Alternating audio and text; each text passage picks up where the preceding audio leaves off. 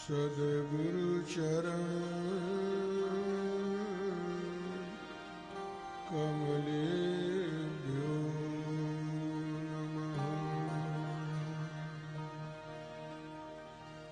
श्री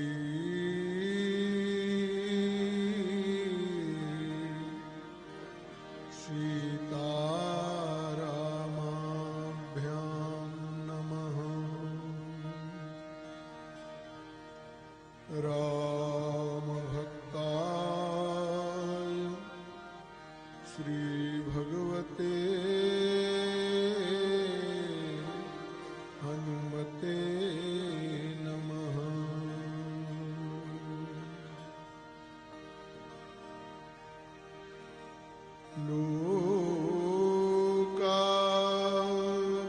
लोकाभिरामं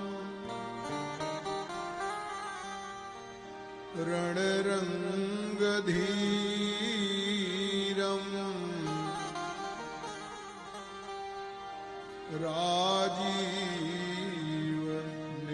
राजीवनेत्रम् रघुवंशनाथम्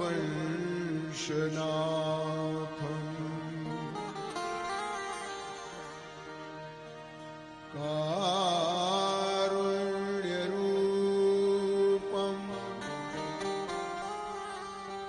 करुणाकरं तम् श्रीरामचन्द्रं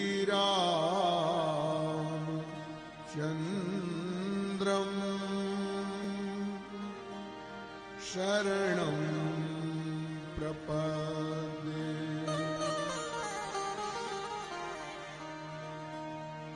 मनोजवम्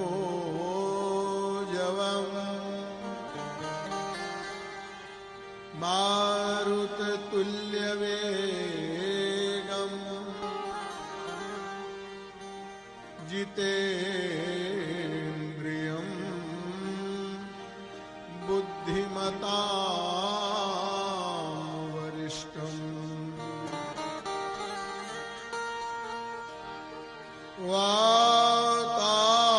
वातात्मजं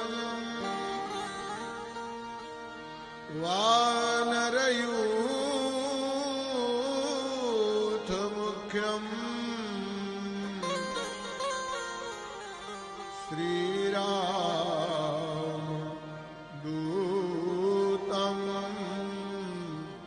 शरणं प्रपद्ये।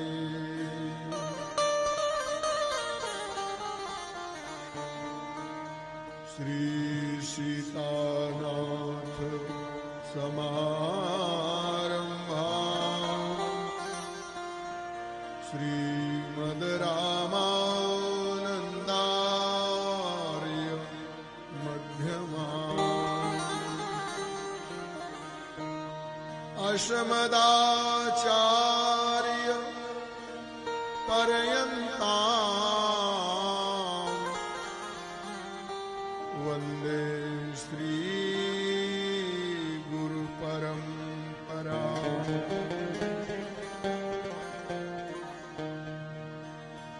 गौराङ्गं रसमयं नित्यं रसाचार्यं रसोत्सुकम् श्रीमद्रामहर्षणदेवाख्यं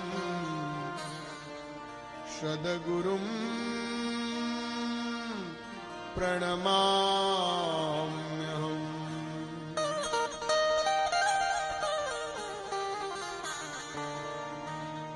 रामं रामानुजं सीतां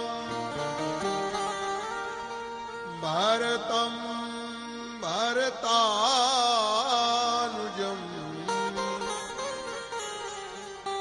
सुग्रीवं वायुसूनुं च प्रणमामि पुनः पुनः प्रणमामि पुनः बोलिए श्री सीताराम नाम महाराज की जय। श्री हनुमान जी महाराज की जय। श्री सद्गुरुदेव भगवान की जय। श्री अयोध्या धाम की जय। श्री सरयू मैया की जय। ब्रह्मलीन तपस्वी श्री नारायण दास जी महाराज की जय। परम पूज्य स्वामी श्री सुखदेव दास जी महाराज की जय। सर्व संत वैष्णव भगवान की जय।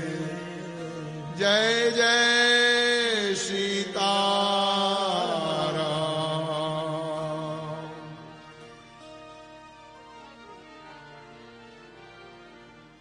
मेरे जीवन धन, प्राण धन, प्रियतम प्राणेश्वर रघुनंदन राम भद्र, कृपामयी दयामयी मां मैथिली, कथा रसिक शिरोमणि, भगवत नाम निष्ठ श्री हनुमान जी महाराज। Your business is bound to fail if कथा रसिक शिरोमणि, भगवत नाम निष्ठ श्री हनुमान जी महाराज। परम पूज्य आदरणीय वंदनीय श्री महाराज जी, मंचस्थ अर्चनीय वंदनीय उपस्थित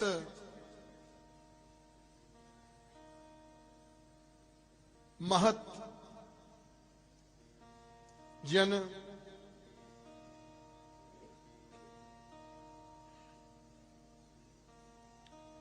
कथा अनुरागी बंधुओं, शक्ति स्वरूपा बहनों, जैसी कि कथा की परंपरा रही है, भगवत चर्चा की परंपरा रही है, सुनने वाले भी सीताराम जी महाराज हैं और कहने वाले भी सीताराम जी महाराज हैं। चलते हुए गाड़ी दिखाई पड़ती है लेकिन गाड़ी नहीं चलती है। गाड़ी को संचालित करने वाला कोई ड्राइवर होता है जो उसे चलाता है। ऐसे श्रोता वक्ता के रूप में भी श्री सीताराम जी ही महाराज हैं। आनंद सुख के रूप में भी श्री सीताराम जी महाराज हैं। अगर विचार करके देखा जाए तो उनके सिवा कहीं कुछ भी नहीं है। इसलिए जरा प्रेम से एक बार जोर से जय घोष कीजिए, श्री सीताराम जी महाराज की जय। तो आइए भाव से कीर्तन गाते हैं।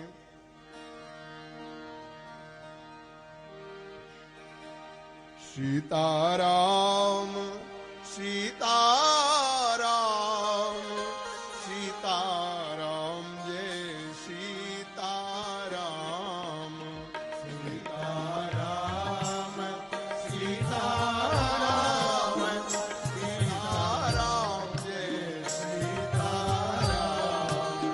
सीताराम सीताराम सीताराम जय सीताराम।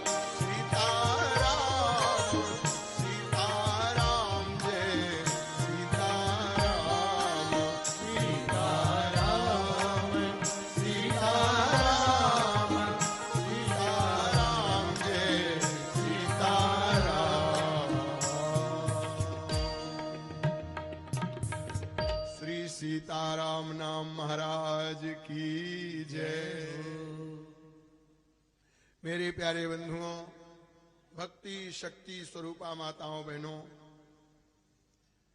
संसार के जितने भी प्राणी हैं सभी सुख की चाहत करते हैं।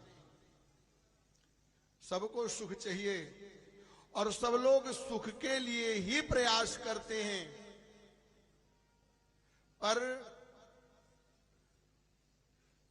अदृष्ट की प्रेरणा से जीवन में दुख आ जाता है। तो जीवन में सुख मिले, दुख ना आवे, इसके लिए क्या करना चाहिए? मुझे अपने पूज्य गुरुदेव का एक दोहा याद आता है।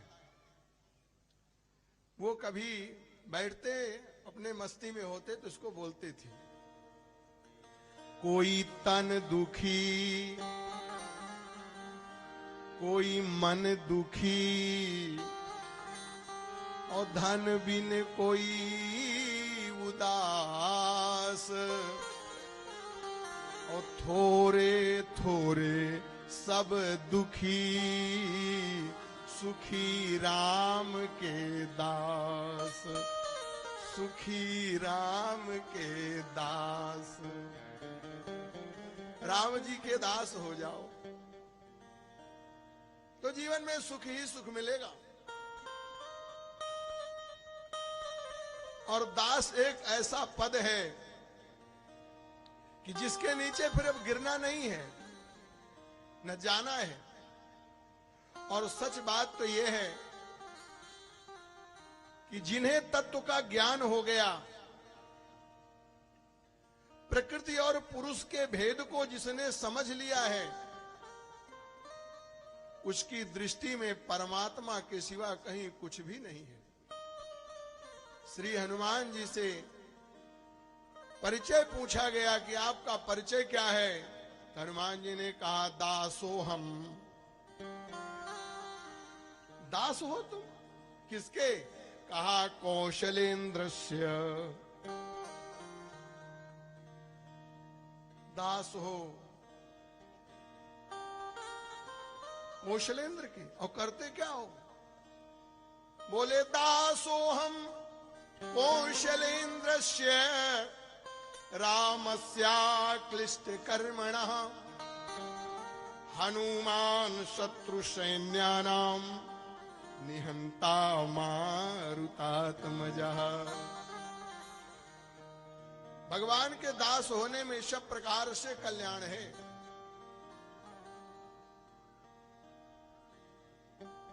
जैसे मछली थोड़े जल में है तो उसका जीवन पूर्ण सुरक्षित नहीं है, और बड़े तालाब में है तो उससे कुछ ज्यादा सुरक्षित है, और समुद्र में है तो बहुत सुरक्षित है। यूं तो प्रत्येक प्राणी जगत का काल कवलित है, काल चक्र के अधीन है, लेकिन फिर भी उसे वहां ज्यादा राहत मिलती है। वो स्वामी जी महाराज कहते हैं, सुखी मीन जे नीर अगाधा, सुखी मीन जे नीर अगाधा, सुखी मीन जे नीर अगाधा, सुखी मीन जे नीर अगाधा, किमि हरि शरण न एकउ बाधा, जिमि हरि शरण न एकउ बाधा, जिमि हरि शरण। भगवान की शरण में जाने से किसी प्रकार की कोई बाधा नहीं रह जाती, आनंद ही आनंद है। भगवान कृपा मूर्ति हैं, उनका विरध है कि कितना बड़ा कोई अपराधी हो लेकिन मेरी तरफ सन्मुख हो जाए तो महाराज एक जन्म के क्या उसके करोड़ों जन्मों के पाप को मैं नष्ट कर दूं। लेकिन विचित्रता तो यह है कि असार संसार में हम सुख की खोज करते हैं, आनंद की खोज करते हैं। जो आनंद के सिंधु हैं, सुख की राशि हैं, उधर पीठ किए हुए हैं। संत महापुरुष शास्त्र हमें यही बताते हैं कि जहां हो वहीं रहो, केवल अपने को मोड़ लेना है। संसार की तरफ मुख किए हो, भगवान की तरफ मुख कर लो, भगवान के सन्मुख हो जाओ, फिर तो आनंद ही आनंद हो जाएगा। क्योंकि सर्वशास्त्र सम्मत रामचरितमानस में परम पूज्य प्रातः स्मरणीय कवि कुल चक्र चूड़ामणि वैष्णव वृंद वृंदार केश महामहिम पूज्य पाद वैष्णव कुल शिरोमणि श्री गोस्वामी तुलसीदास जी महाराज कहते हैं, भगवान का विरद है, भगवान की वाणी है। सन्मुख होई,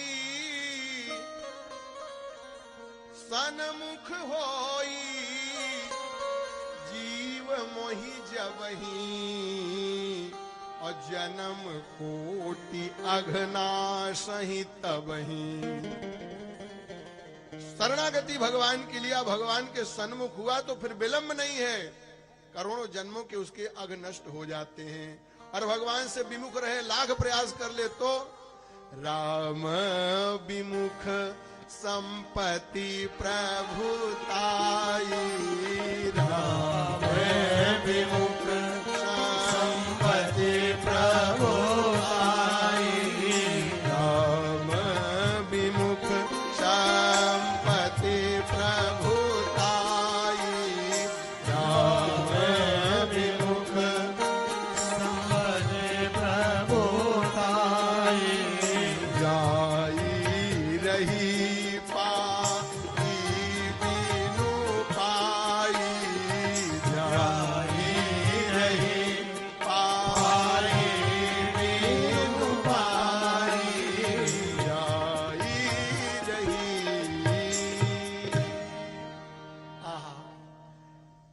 सुंदर सिद्धांत है, कैसी संतों की कृपा है, कैसा सुंदर समाज है। लेकिन जो न तरे भव सागर नर समाज अस पाई, सो कृत निंदक मंदमती आत्मा हन गति जाई। ऐसे संत समाज को, ऐसे सुंदर मानव शरीर को प्राप्त करके, ऐसी सुंदर परमात्मा के द्वारा प्रदत्त सुविधाओं से युक्त होकर के जो भगवान का भजन न करे, भगवत नाम संकीर्तन न करे, भगवान की शरणागति न स्वीकार करे, वो आत्महंता है। अपनी आत्मा का जो कल्याण नहीं कर सकता, वो दूसरों का कल्याण क्या करेगा। यहाँ तो सबसे बड़ी बात है कि लोग अपना कल्याण नहीं करते, दूसरों के कल्याण की घोषणा करते हैं। हमें आप यह पद प्रदान कर दीजिए, फिर देखिए मेरा कमाल। क्या बोलना है, क्या कहना है, कोई मतलब नहीं। आरत के चित राहत न चेतु, पुनि पुनि कहत आपने हेतु। लेकिन बिना कारण के करुणा करने वाले इस संसार में केवल दो ही हैं, और तो सब स्वार्थ के अधीन है। अरे हेतु रहित जग जुग उपकारी, हेतु रहित जग जुग उपकारी, तुम तुम्हार सेवक असुरारी,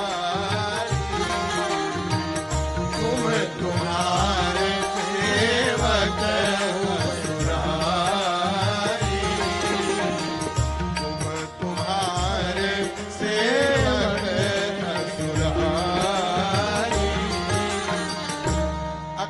करुणा करने वाले संत हैं और भगवंत हैं। संत ही भगवंत से मिलाते हैं। इसलिए कबीरदास जी महाराज कहते हैं, कबीरा संगत साधु की बेगी करी जय जाय, और दुर्मति दूर गवायसी देसी सुमति बताए। महाराज संत के दर्शन के, संत के समीप जाने से, सत्संग करने से कभी किसी का पतन नहीं हुआ। और संत भगवंत से मिला देते हैं, भगवान की शरणागति प्रदान करा देते हैं। और फिर भगवान की शरणागति मिल जाए तो क्या कहना है। महाराज आप सब जानते हैं कि विभीषण लंका में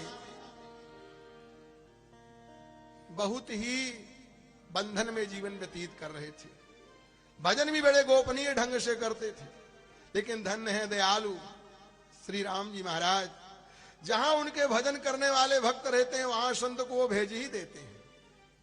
श्री हनुमान जी महाराज पहुंच गए,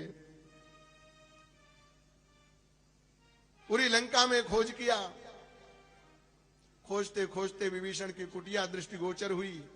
आहा, तुलसी के पौधे लगे हुए हैं, बड़ी सुंदर जगह है, बड़ी पवित्र भूमि है। और विभीषण की जगह तो राम राम किया। राम राम करने से निष्पाप विभीषण से मिलने का निश्चय हनुमान जी महाराज करते हैं। ब्राह्मण के रूप में मुलाकात किया, विभीषण ने सीता जी की जानकारी दी। विभीषण ने कहा हनुमान जी से कि हनुमान जी, प्रभु क्या कभी मेरे ऊपर कृपा करेंगे? बोले उनकी यदि कृपा नहीं होती, बिना उनकी कृपा के कोई एक क्षण रह भी नहीं सकता। महाराज उनकी कृपा तो बरस रही है, उसके प्रतीक्षा करने की जरूरत नहीं है, समीक्षा करने की जरूरत है। हनुमान जी ने कहा विभीषण तुम मुझे माता जी का दर्शन करा दो, मैंने माता जी को नहीं देखा है अभी। मैं वचन देता हूं तुम्हें पिताजी का दर्शन कराऊंगा। जुगुति विभीषण सकल सुनाई, अचलऊ पवन सुत विदा कराई। युक्ति बता दी विभीषण ने। हनुमान जी ने सीता जी का दर्शन किया। विभीषण ने रावण को सीता देने की बात कहता है, लेकिन रावण इस पर जब कटिबद्ध नहीं हुआ, उसने विभीषण पर पद प्रहार किया। विभीषण जी कैसे भी सही राम जी की शरण में आए और मन में अन्यान्य विचार कर रहे हैं, कहीं शत्रु का भाई जान करके मुझे प्रभु त्याग न दें, मेरे साथ कहीं अच्छा व्यवहार न हो। फिर सोचते हैं कि मेरे सौभाग्य हैं, आज मैं उन चरणों का दर्शन करूंगा जिन चरणों का चिंतन श्री जानकी जी करती हैं, जिन चरणों को भूषुंड जी मनमानस में रखते हैं, शिव जी चिंतन करते हैं, जिन चरणों से गंगा जी निकली हैं। आहा, जिन चरणों की पादुकाओं को भरत जी ने हृदय से लगाया। अहो भाग्य मैं देखी हूं इन्हें नैननी अब जाई। विचार करते हुए विभीषण आए, आकाश मार्ग में रुक गए। राम जी को जानकारी मिली विभीषण आए हैं। मंत्रियों से पूछा, सुग्रीव जी से पूछा क्या करना चाहिए। कहा महाराज मेरी तो राह है, इसे बांध दीजिए, क्योंकि शत्रु का भाई है और मुझे लगता है भेद लेने के लिए आया हुआ है। राम जी ने कहा यहां कोई गोपनीय चीज है ही नहीं, उसे मेरे पास सादर ले आओ। और फिर विभीषण जी को राम जी के समीप लाया गया। बहुत नजदीक तो नहीं आए, पर दूर से ही पृथ्वी पर दंडोत प्रणाम करते हैं।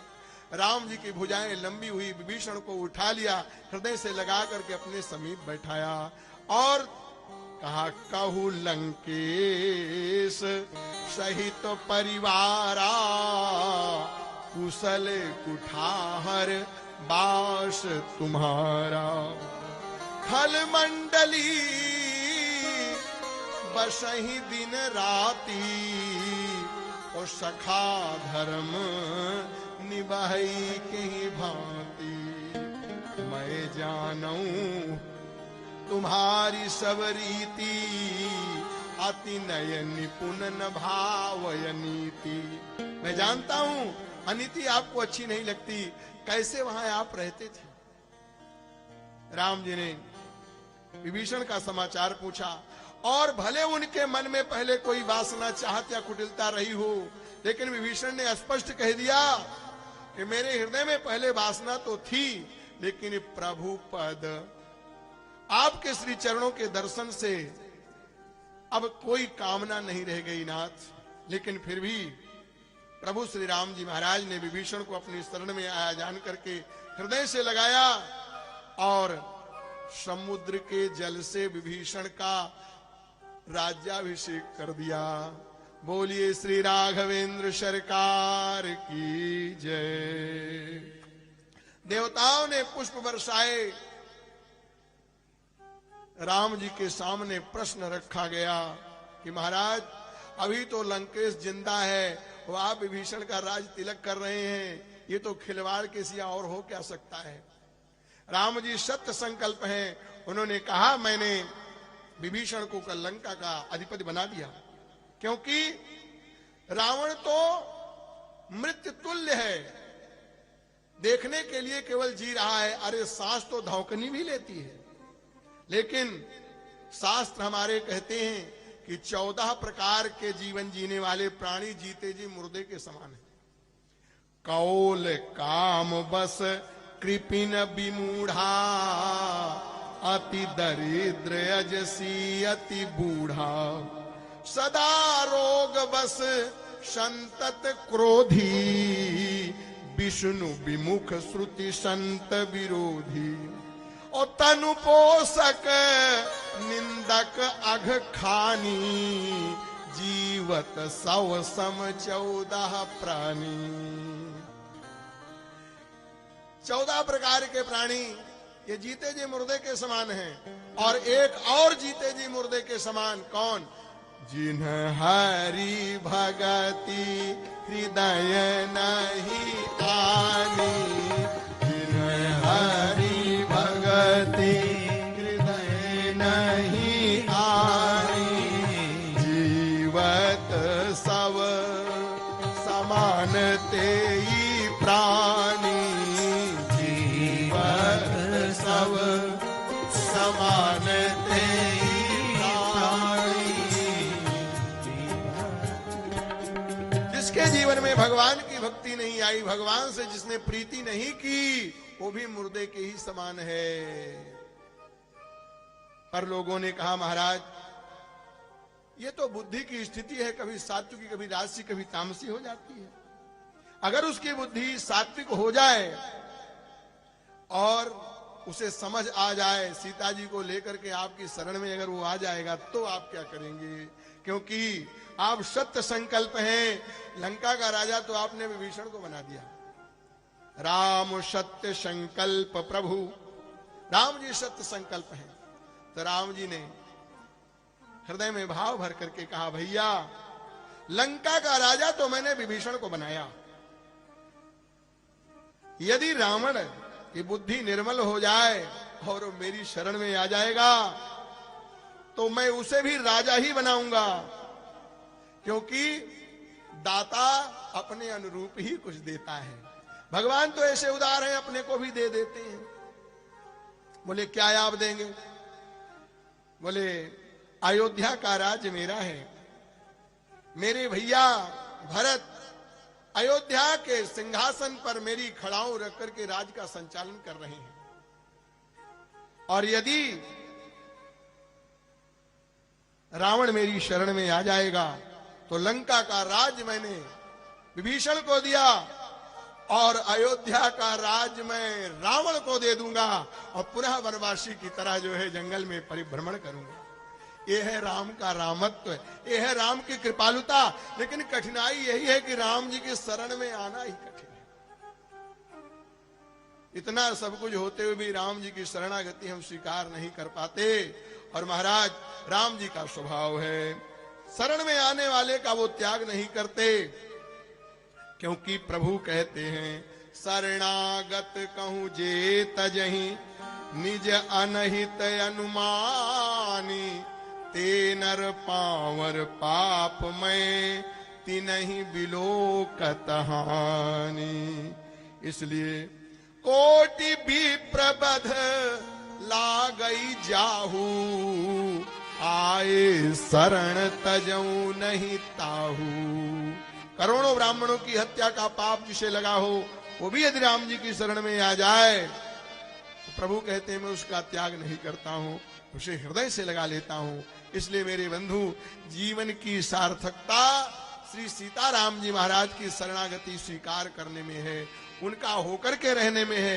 यूं तो जीव का सहज स्वरूप है, भगवान की शरणागति को समझ ले और मन वचन कर्म से उनका हो जाए और उन्हीं के नाम का संकीर्तन करे, फिर तो जीवन धन्य हो जाता है। यही मानव जीवन को प्राप्त करने का सबसे बड़ा लाभ है। बोलिए श्री सीताराम जी महाराज की जय, श्री हनुमान जी महाराज की जय। आइए मेरे बंधुओं, दो बार हरि नाम संकीर्तन करते हैं, फिर आगे का कार्यक्रम पूज्य श्री महाराज जी बताएंगे। सीताराम सीताराम सीताराम जय सीताराम, सीताराम सीताराम सीताराम जय सीताराम, सीताराम सीताराम सीताराम जय सीताराम, सीताराम